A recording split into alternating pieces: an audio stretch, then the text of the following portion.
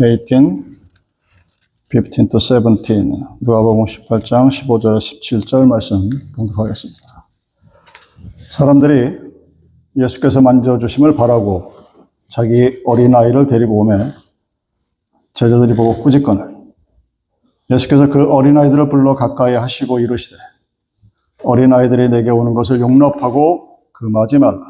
하나님의 나라가 이런 자의 것이니라. 내가 진실로 너에게 이르노니 누구든지 하나님의 나라를 어린아이와 같이 받아들이지 않는 자는 결단코 거기에 들어가지 못하리라 하시니라. 아멘. 소크라테스라는 철학의 아버지가 있죠. 그분이 세상을 떠나기 1년 전에 다리가 불편해서 걷지를 못했을 때 남긴 유명한 말이 있습니다. 내가 만약 아테네의 가장 높은 언덕에 올라갈 수 있다면 사랑하는 시민들에게 이렇게 외치고 싶다. 여러분은 보이는 돌멩이까지도 몽땅 금덩어리로 만들고 싶어 한다. 근데 그 모든 금덩어리들을 모두 다 어린이 교육에 정성을 기울여 교육할 생각이 없는가 하는 정말 어린이 교육에 관한 가장 시금석 같은 말을 남겼습니다. 이때 당시의 어린아이들은 사람 취급을 못 받습니다. 그런 당시에 사람 취급을 하지 않는 아이들에게 너희가 갖고 있는 모든 것을 투자해 볼 생각이 없느냐 하고 묻는 이 소크라테스의 영성은 정말 대단하죠. 먼 장래를 내다보고 예언자적인 기질이 있는 사람만이 할 수 있는 그런 단순히 좋은 말이 아니라 우리 삶의 지표가 되는 말들입니다. 예수님의 말씀이 이 소크라테스가 언덕에 올라가서 야 너희가 가진 모든 것을 어린이 교육에 투자해라, 인베스트해라 하는 것 그의 정도가 아니죠. 예수님은 어린아이를 어떻게 표현합니까? 하나님 나라, 천국, 우리들이 그토록 가고 싶어하는 죽어서 지옥에 가고 싶은 사람은 없죠. 다 천국에 가길 소망해서 무서워서 믿는다는 그런 사람들 꽤 많습니다. 근데 그 하나님의 나라가 어떤 모습이냐? 바로 어린아이다 하고 그 어린아이를 지금 설명하고 있습니다. 어린아이 하나를 예수의 이름으로 영접하면 예수 자신을 영접하는 것이라고 얘기합니다. 어린 소자 중에 하나라도 이루어지는 것은 하늘에 계신 너희 아버지의 뜻이 아니다 라고 마태복음 18장 14절에 얘기합니다. 어린아이가 바로 천국에서 제일 큰 자다 라고 얘기합니다. 뭐 대단하지 않습니까? 그때 당시에도 어린아이들은 사람을 셀 때 카운트하지 않았어요. 500명에 5,000명 그랬을 때 5,000명, 15,000명 그러면 거기에 어린아이와 여자는 포함이 되지 않는 그런 시대에 예수님께서 하신 말씀입니다. 자, 어린아이를 천국으로 표상하는데 오늘 본문에는 그 어린아이를 자, 천국의 표상이요, 천국에서 가장 큰 자요, 천국 같은 그런 어린아이를 데려올 사람이 있어요. 누가 데려왔을까요? 당연히 부모님이 데려왔겠죠. 그것도 아마 은혜를 받으신 부모님이 그랬을 것이라고 추측하는 것이 전혀 무리가 아닙니다. 18장 15절에 사람들이 예수의 만져주심을 바라고 자기 어린아이를 데리고 오매라는 기록이 있습니다. 어린아이를 데리고 왔다. 어린아이라고 할 때 일반적으로 사용하는 단어는 파이디아입니다. 근데 이 본문에서는 브레페라는 단어를 사용합니다. 즉, 이 부모가 데려온 아이들은 유아예요. 자기 혼자의 힘으로 걸을 수 없는 아이들을 의미합니다. 자기 발로 뛰어가는 아이들도 어린아이로 표현이 되는데 이 본문에서는 아주 갓난장이들, 돌이 안전한 아이들을 뜻하고 있습니다. 부모의 도움을 받아야만 예수님 곁으로 갈 수 있다는 그런 뜻이 됩니다. 그럼 성경에 보면 예수를 쫓아다니는 무리들 중에 어린아이들이 꽤 있습니다. 디베라 언덕에 모인 무리들 중에도 여자와 아이 외에 5,000명 이런 표현이 있습니다. 그래서 어린아이들이 자기 발로 뛰어다니는 아이들도 예수님을 쫓아왔지만 그렇지 못한 아이들도 예수님을 만날 수 있었습니다. 누구 때문에? 그 부모들 때문에. 이 유아를 왜 데리고 왔을까? 성경에는 이렇게 써 있습니다. 자기 어린아이들을 데리고 오매. 왜 데리고 왔을까요? 아마 모르긴 몰라도 이 부모가 예수님께 뭔가 은혜를 받았겠죠. 그래서 자기가 받았던 그 은혜가 자기의 아이들에게도 전해주고 싶었겠죠. 그러니까 걷지도 못하고 뛰지도 못하는 아이들을 부모의 도움을 받아서 예수를 만나게 됩니다. 무엇 때문에? 18장 15절 다시 한번 읽겠습니다. 사람들이 예수의 만져주심을 바라고 자기 어린 아이들을 데리고 오며 예수께를 데리고 왔는데 예수가 우리가 알고 있는 성경에 소문이 익히 퍼졌죠. 죽은 자를 살리신 분이다. 장님이 눈을 떴다. 안진뱅이가 걸어다녔다. 문둥이가 깨끗해졌다. 귀신을 쫓아냈다. 기쁨의 좋은 소식이다. 이런 소식을 들은 부모가 자기 어린아이를 데리고 예수께 왔습니다. 무엇 때문에?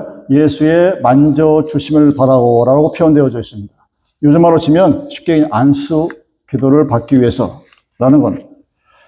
영의 치유자이자 육의 치유자이고 자기가 소문을 듣자니 그리고 은혜를 받자니 정말 내 구원자 같은 그분의 어떤 모습을 보고 그 똑같은 은혜가 자기의 아이들에게도 전해지기를 원해서 그 생명을 위해서 데리고 나왔다는 것을 우리는 충분히 알 수가 있습니다.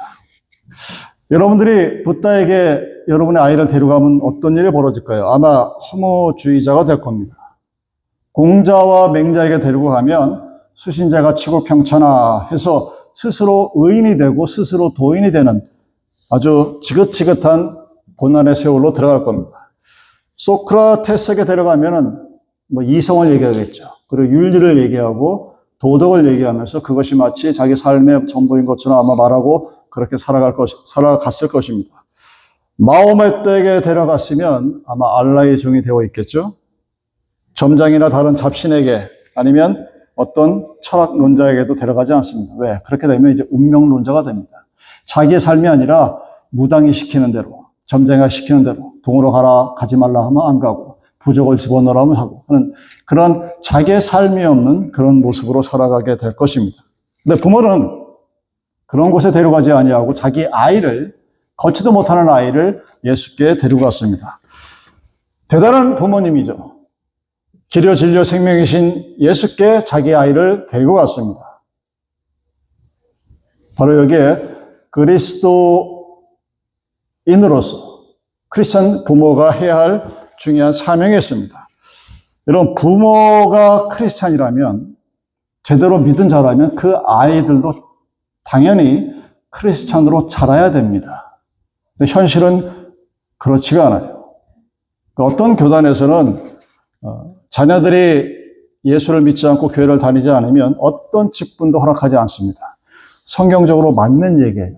맞는 얘기인데 그 내교가 왜 적용을 못하느냐? 너무 많은 거야.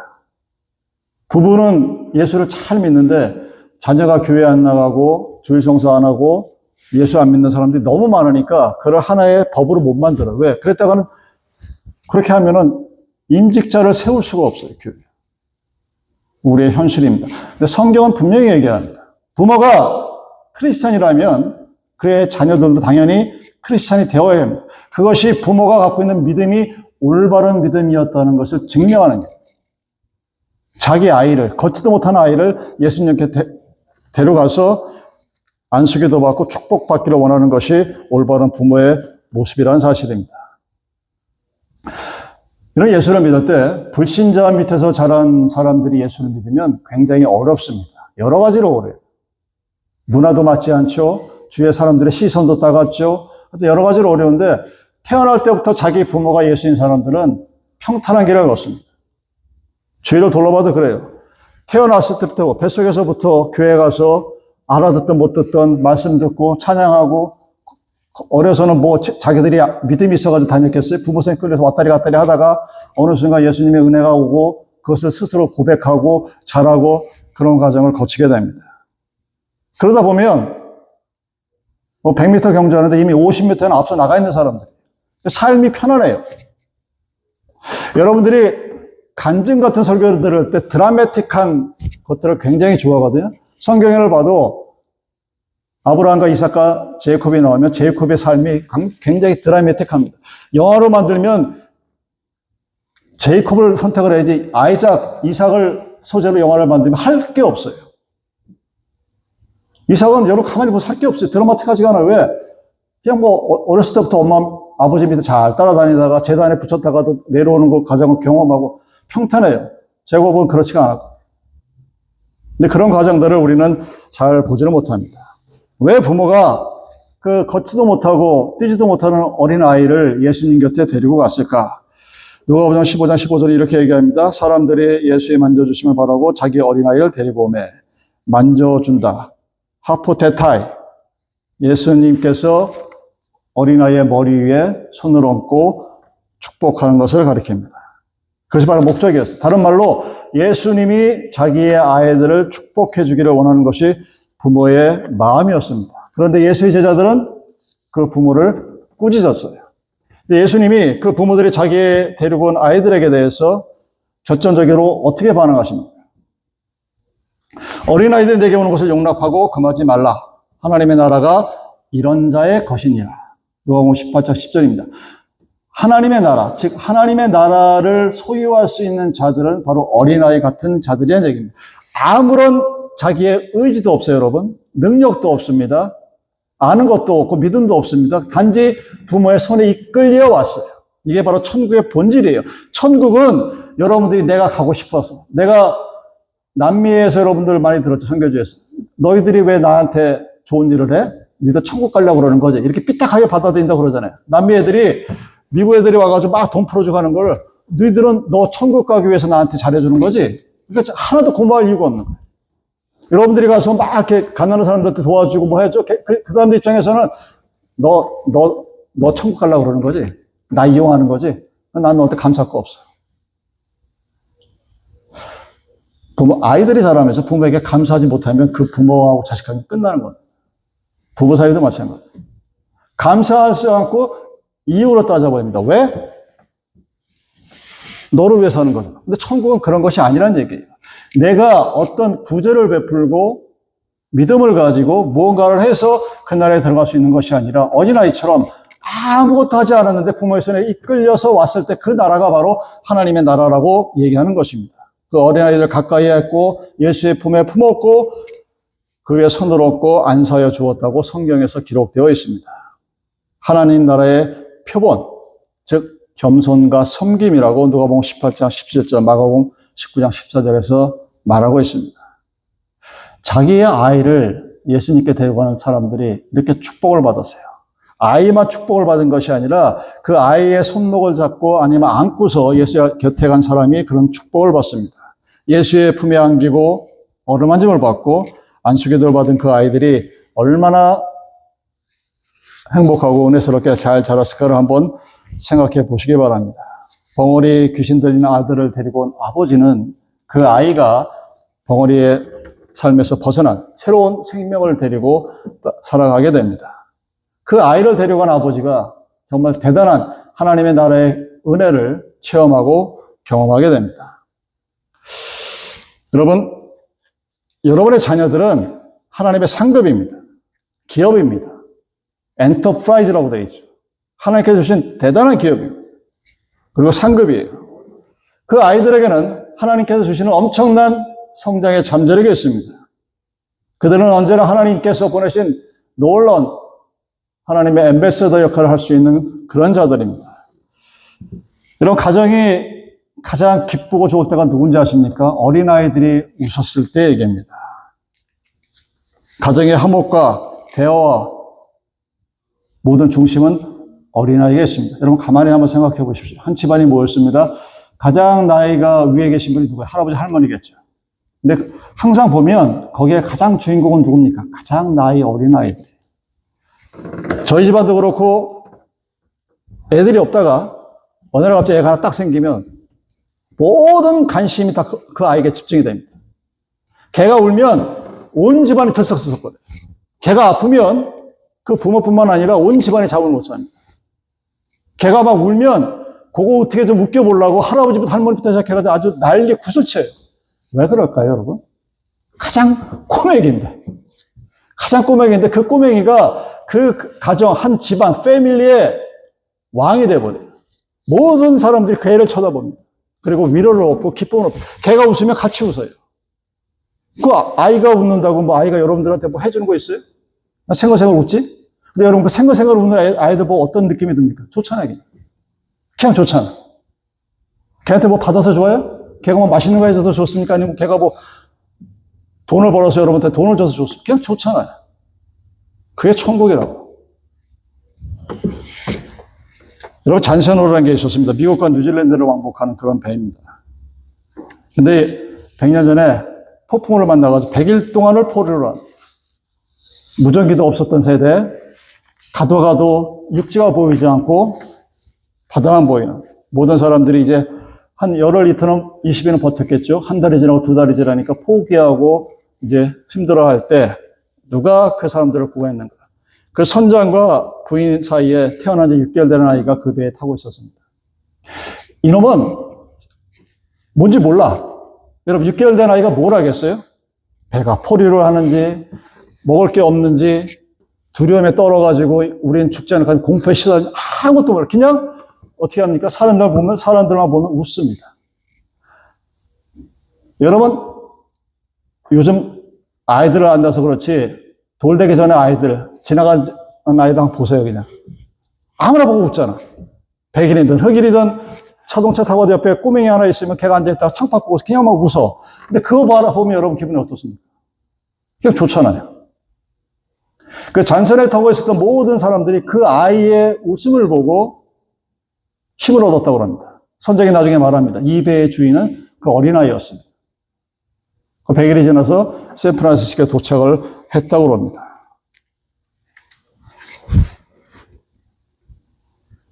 아이에게 갖고 있는 것이 무엇일까요? 그 어린아이는 6개월짜리가 힘이 있습니까? 돈이 있습니까? 권력이 있습니까? 지식이 있습니까? 경험이 있습니까? 여러분이 지금 세상에서 가지고 있다고 자랑하는 그 모든 것들 아무것도 없어요. 근데 그 아이의 웃음은 그 모든 것을 갖고 불안과 두려움과 초조와 여러 가지 강박관념에 시달려서 있는 모든 사람들에게 힘을 주고 위로를 줍니다. 그것이 바로 천국의 힘이라는 거예요. 천국은 그런 곳입니다, 여러분. 천국 가면은 일도 안 하고 가만히 있다가 맛있는 거 맨날 먹고 놀기만 하고. 여러분 천국 그런 곳 아니에요. 천국을 여러분들이 오늘 현실을 바라보는 이 세상 속의 프리즘을 가지고 바라보지 마십시오. 그러면 천국은 가도 그만 안 가도 그만이에요. 끼케 생각하는 게 거기 가서 테니스를 칠 수 있나? 거기 가서 골프를 칠 수 있나? 거기 가서 미식축구를 할 수 있나? 거기 가서 저기 남극을 여행할 수 있나? 이 정도. 그 정도 천국을 뭐 이렇게 가려고 애를 쓰십니까? 지금 하면 되지. 영국의 어느 교회에서 우리처럼 좀 있다가 해야 이제 공동회의를 하는데 교인들이 목사님 그렇게 얘기합니다. 목사님, 어떻게 올해는 단 한 명도 교회에 새 식구가 등록을 안 했네요. 목사로서 참 가슴 아픈 얘기죠. 우리 교회 참 이제 끝나가나 봅니다. 이거 어떻게 한 명도 오지 않을 수가 있습니까? 이 영국에서. 거긴 기독교 나라인데. 목사님이 참 그러네요. 그러면서 하시는 말씀이 그래도 한 명이 오긴 맞습니다. 전도로 온 건 아니지만. 교인이 한 명이 생기긴 생겼어요. 누구? 모펫이라는 어린아이. 너무 작으니까 우리는 그걸 전도라고 생각 안 하거든요. 어린아이니까. 하긴 너무 어리기는 하지만 모펫이라는 아이가 우리 교회에 등록을 했습니다. 라고 목사님이 그렇게 얘기를 했다고 합니다. 세월이 흘렀죠. 모엘이 이제 육체적으로 영적으로 자라고 성장하고 구원에 이르는 믿음도 가졌습니다. 그가 선교사가 되었습니다. 그 유명한 아프리카의 선교사 모펫이 바로 그 모펫입니다. 그가 선교사역을 마치고 영국에 돌아왔을 때 영국 여왕이 자리에 일어나서 모자를 벗고 그에게 경의를 표했을 정도의 대단하신 분이 바로 모펫입니다. 어린아이에게는 그런 무한한 가능성이 있습니다. 쓰러져가는 교회, 아무도 오지 않는 교회, 그 교회에서 태어난 아이가 아프리카 유대인 선교사 바로 모펫입니다. 여러분들은 여러분의 아이들을 하나님 앞에 데리고 나갈 축복이 있기를 바랍니다. 이웃에 사는 아이들도 함께 데리고 와서 축복을 받을 수 있기를 원합니다. 하나님 아는 지식의 근본을 배우고 영원한 구원의 복음을 받는 축복을 받게 하기 위해서는 아이들을 예수님께 데리고 와야 합니다.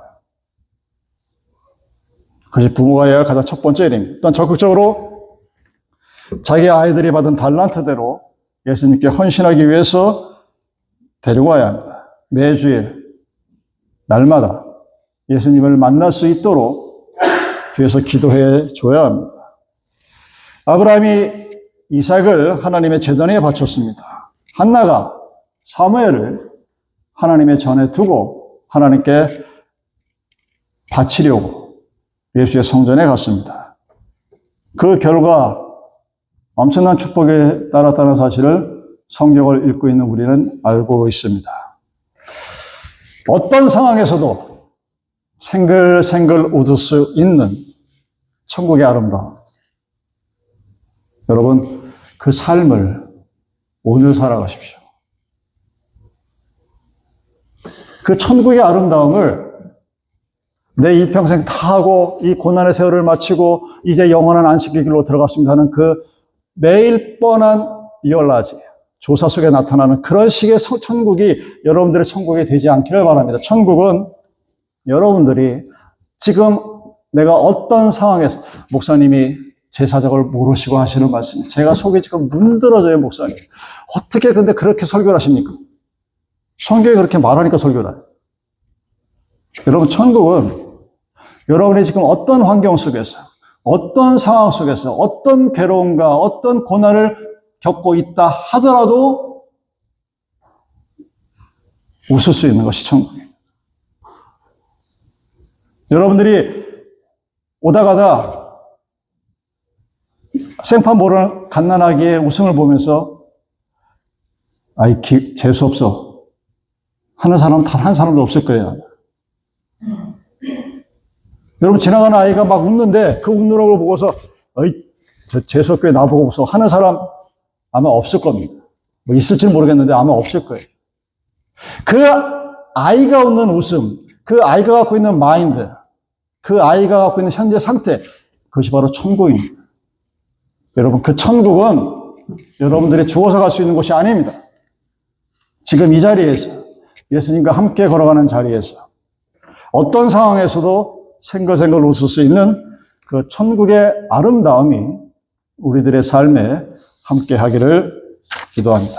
우리 함께 잠시 기도하시겠습니다. 힘들고 어렵고